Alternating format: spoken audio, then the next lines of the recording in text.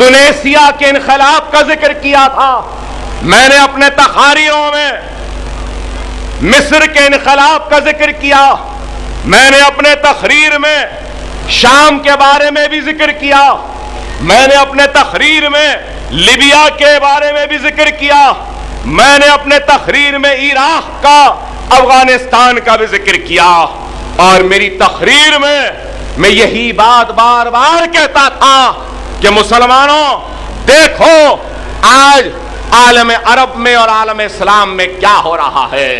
अरे क्या नौजवानों, क्या आप जानते हैं कि कितने मुमालिक हैं इस्लामी मुमालिक जिनके पास पेट्रोल की दौलत है? 50 नहीं, करीब 60, एक कम 60 मुमालिक ऐसे हैं इस्लामी मुमालिक जो पेट्रोल की दौलत से माला माल है। लेकिन आज क्या हो रहा है? अरे मैं यहां खड़े होकर मोहम्मद गद्दाफी अच्छा था या बुरा था उस बहस व हुज्जत में जाना नहीं चाहता।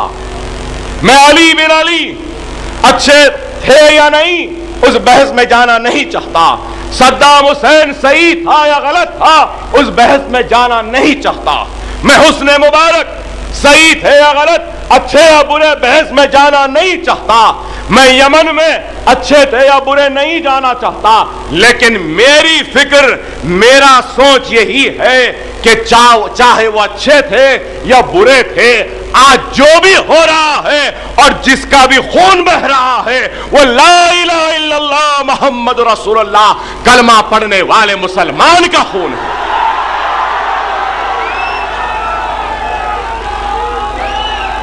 गद्दाफी के इख्तिदार का खात्मा हुआ तो क्या लिबिया में सुकून हुआ, अमन आया?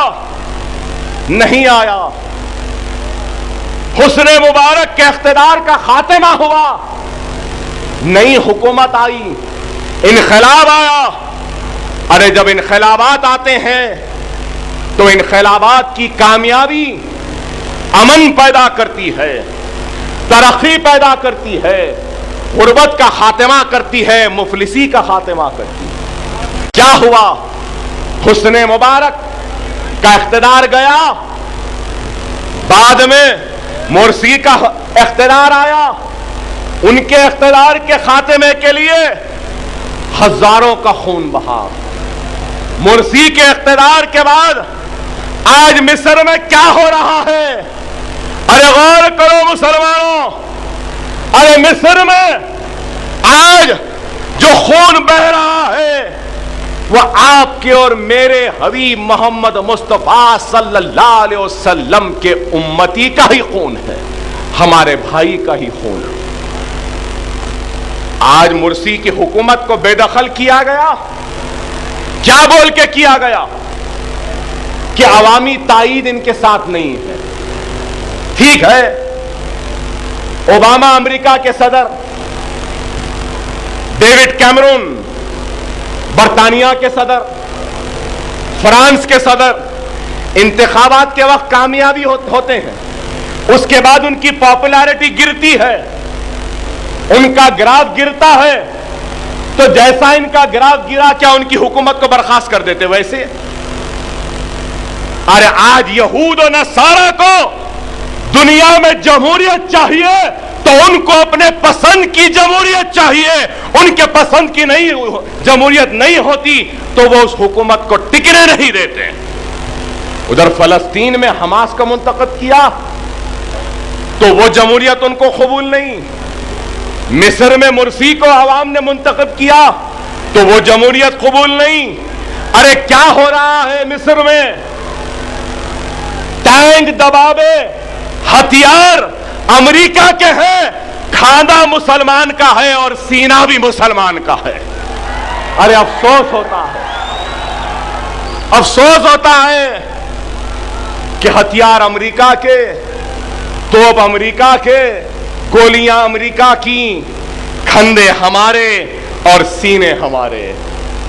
और ये सब कुछ क्यों हो रहा है? इस वजह से कि आलम अरब और इस्लाम की ताकत को ये लोग शिकस्त देना चाहते हैं। एक बेचैन दिल, मुस्तरिब दिमाग को सुकून वो इत्मीनान मिलता है तो अल्हम्दुलिल्लाह वो इस्लाम में मिलता है।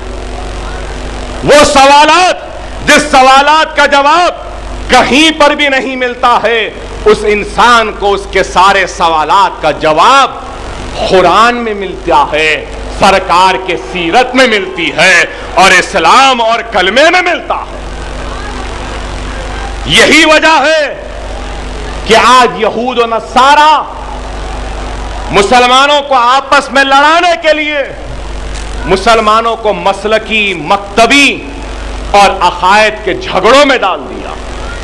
पाकिस्तान में देखो, इराक में देखो क्या होता है। एक धमाका सुन्नी की मस्जिद में होता है तो दूसरा धमाका शियाओं की मस्जिद में। एक धमाका जलसे सीरतुन नबी पे होता है तो दूसरा धमाका अरबैन के जुलूस में होता है। यही होता गया, मुसलमानों को काटते गए। मैं याद दिलाना चाहता हूं, अगर हैदराबाद के मुसलमानों को याद है, वाल्टा में जलसा हुआ था अफगानिस्तान के हमले के एहतजाज में, शेख यासीन के शहादत पर जलसा हुआ, तो मैंने उस जलसे में कहा था कि अब अफगानिस्तान के बाद शाम का और ईरान की बारी है। आज आप देखिए कि क्या हो रहा है शाम में। सिर्फ रमजान में 2000 मुसलमान शहीद हुए शाम में। 4 दिन पहले लेबनान में क्या हुआ, वहां पे भी धमाका हुआ। अरे आलम अरब में इतना खून बह रहा है। अरे अगर मेरे आज के इस जलसे का अगर कुछ पैगाम है तो यही है कि मुसलमानों, अकायद के झगड़ों में ना पड़ो, मसलकी झगड़ों में ना पड़ो, मकतबी झगड़ों में ना पड़ो। ला इलाहा इल्लल्लाह मुहम्मदुर रसूलुल्लाह है हमारा कलमा है, बस उस कलमे के बुनियाद पे मुनज़्ज़म हो जाओ। याद रखो, जब यहूद और नसारा का बम गिरता है तो ये देखकर या ये पूछकर नहीं गिरता कि तू शिया है या सुन्नी है। यही सोचकर, यही मंसूबे के साथ गिरता है कि ये ला इलाहा इल्लल्लाह मुहम्मदुर रसूलुल्लाह कलमा पढ़ने वाला।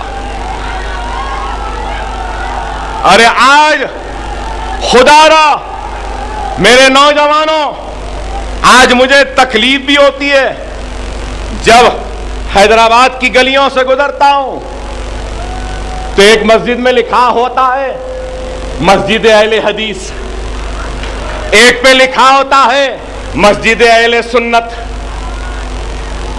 क्या है मेरे भाई? अरे मस्जिद अल्लाह का घर है, हमारे अल्लाह का घर है। अरे आज अगर कोई दुश्मनाने इस्लाम अगर हमारी मस्जिद को गिराने का मंसूबा बनाता है तो वो ये नहीं देखता ये अहले हदीस का है या अहले सुन्नतुल जमात का है, यही देखता है कि मुसलमानों के अल्लाह का घर है इसलिए गिराता है। खुदा के लिए आज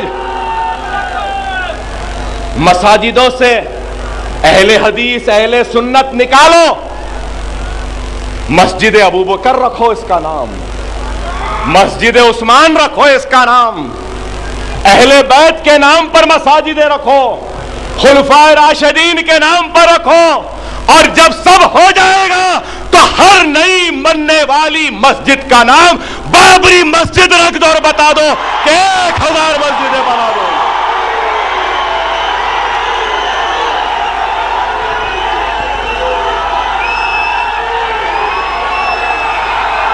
देखते हैं फिर कौन तोड़ेगा, कितने तोड़ेंगे।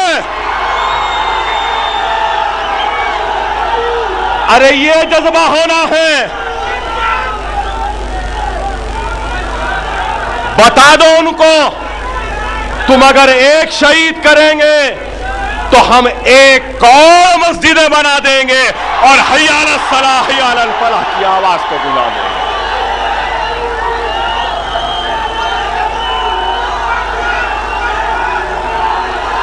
आज लोग बोलेंगे कि अकबर साहब आज तकरीर अलग ही जहद में कर रहे हैं। हाँ, कौम को बेदार करना था, कौम बेदार हो गई। और मुझे सालार की बात याद आती है। हम जंग करेंगे, जरूर करेंगे, हम लड़ेंगे, जरूर लड़ेंगे, जिद्दोजहद करेंगे जरूर, लेकिन अपने पसंद के मुकाम पे अपने पसंद के वक्त में करेंगे।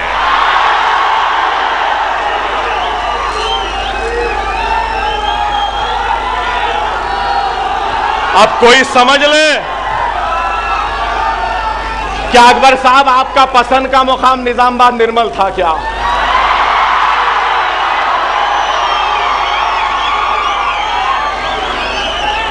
वक्त जब था क्या?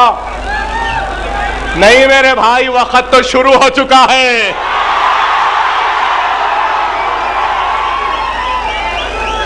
इब्तिदाए इश्क है, आगे आगे होता है क्या? देखो बाबा, अभी तो मोहब्बत शुरू हुई है, अभी बहुत देखना है।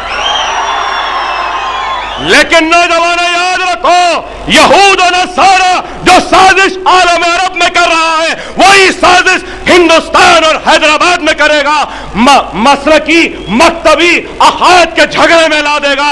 मैं वार्निंग देता चाहता हूं उन लोगों को जो हैदराबाद में इंतशार पैदा करेंगे।